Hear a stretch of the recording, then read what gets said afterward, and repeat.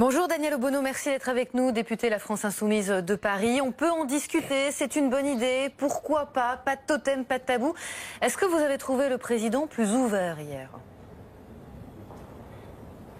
Bah écoutez, c'est un battleur de foire ou un télévangéliste selon ce qu'on préfère, qui tient le crachoir pendant très très longtemps et qui fait un meeting politique. Donc il dit un peu ce que ses interlocuteurs ont envie d'entendre. Il sait très bien faire ça, c'est un banquier, c'est un commercial, mais au final, il a quand même clos la discussion avant qu'elle ait commencé en expliquant qu'on ne reviendra pas sur ces mesures. Donc franchement, c'est très très long tout ça, juste pour montrer qu'il sait tenir 6 heures dans un gymnase.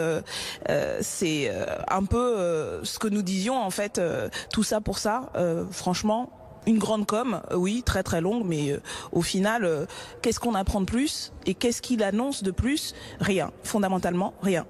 Il y a une petite nouveauté, Daniel Obono, il a cité l'expression « gilet jaune ». Ah oui, ah bah oui, il était peut-être temps. Je pense que le mépris qu'il a montré vis-à-vis de ce mouvement populaire commençait à un peu se voir. Donc, mais franchement, c'est ça qui fait l'intérêt politique de toute cette longue opération de communication, dont j'espère d'ailleurs que le temps de parole et le coup sera décompté des comptes de campagne de La République En Marche, parce qu'en vérité, il fait une campagne électoral là, exactement. Donc il a dit le mot gilet jaune. Oui, depuis le temps que des dizaines de milliers de citoyens et citoyennes manifestent avec des gilets jaunes, il était temps qu'ils les voient. En même temps, ces gilets jaunes n'ont pas été autorisés à manifester près du lieu de ce meeting politique. Ils sont restés repoussés par les forces de l'ordre. Donc il était tout de même un peu normal qu'ils au moins les citent, à défaut de véritablement les entendre et répondre à leurs revendications, ce qu'il n'a pas fait, encore une fois, depuis 2 mois. Au-delà du cadre fixé par l'Élysée, le débat, il sera ce que les citoyens, ce que les élus qui vont y participer en feront. Vous avez vraiment aucun regret à pas aller, j'allais dire, lancer ces discussions, les relancer ? Oui, mais la question, encore une fois, c'est à quoi ça aboutit.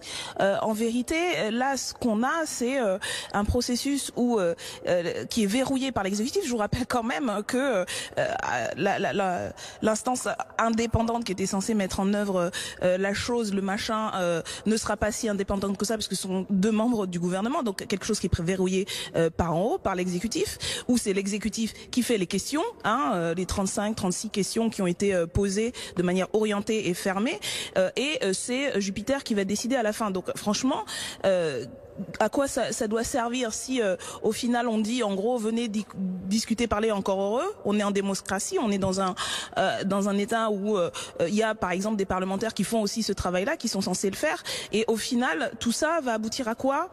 Monsieur Macron sélectionnera comme le prince les doléances qui lui sied et puis il rejettera les autres. Franchement, c'est pas sérieux. Quel regret y a-t-il à ne pas avoir participé pendant 6 heures à un meeting politique de La République En Marche?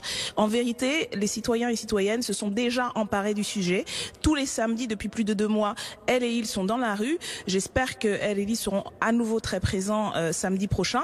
Et ce qu'ils demandent, encore une fois, est très clair. Il y a des revendications qui ont été transmises et le pouvoir refuse toujours de les entendre. Donc il faut être plus nombreux et nombreuses. Donc voilà, il n'y a pas de regret à avoir. Il n'y a aucune perspective que vous a bien tout cela entendu. débouche sur quoi que ce soit, puisque le président veut toujours reste fixé. Ils disent qu'ils vont radicaliser leur approche. Donc franchement, à quoi ça sert bien tout ça, si ce n'est à faire perdre du temps et à essayer de noyer le poisson. Donc nous restons fermes, et je pense que les gilets jaunes restent aussi sur les ronds-points. Merci beaucoup Daniel Obono.